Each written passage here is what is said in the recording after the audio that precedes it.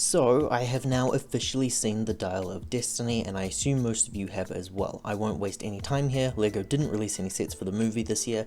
This doesn't necessarily mean that they won't release sets eventually. It's possible that we might get some next year, or maybe 2 years from now, but it's not really a great sign if a film franchise with 4 movies released decades ago has a brand new movie coming out and the line only has 3 sets that released and 2 of them are based on the first movie. So I decided to come up with my own ideas of some sequences and scenes that I really hope do get made into LEGO sets in the future. This means spoilers. Here are the sequences and the figures and the builds of stuff that I really want to see in the LEGO Dial of Destiny sets that I'm really trying to conjure. If at the end of this video you agreed and you enjoyed it, liking and subscribing helps to support this channel. Again, spoilers, last chance. I'll keep it nice and simple because I would prefer that Indiana Jones has a bunch of LEGO sets, like 20, but spread over 5 movies. I don't want to see a wave of 8 sets just based on the Dial of Destiny. We don't need another Kingdom of the Crystal Skull scenario. Just give us a handful from each movie.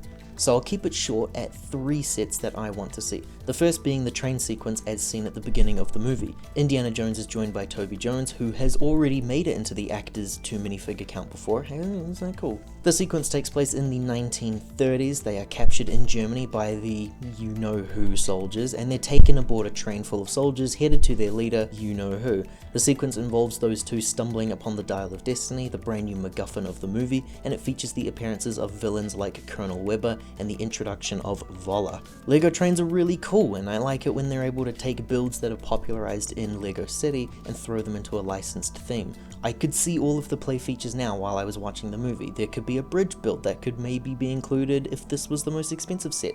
It could be a little tunnel, or it could be the bridge that they jump off the train at.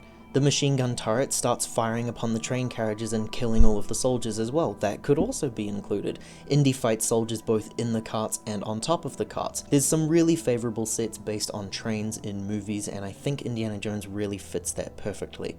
And then skipping pretty much all the way to the very end of the movie here, I would like to see the Cave of Dionysus as the smallest set, and ideally it would be cheaper than the current cheapest Indiana Jones sets. The moment specifically is the puzzle that involves the Athena statue.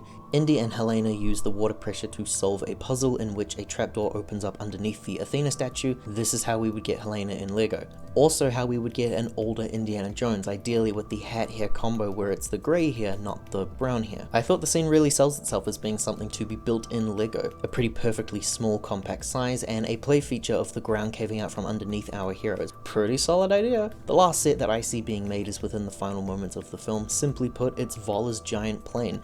Indiana Jones is ripe with brick builds of vehicles like cars and planes. I would want to see a big giant cargo plane that the group use in the movie to travel through time. This end sequence here would involve a wounded Indiana Jones figure, which could lead into some nice new prints. Helena is also there at the end, a new variant of her maybe. Voller is there, he could be in his soldier's uniform, and Klaben, who would be the genuine exclusive character. There's some soldiers that are in the sequence as well that are just cannon fodder in the scene, so it's up to LEGO if they would want to use them or not.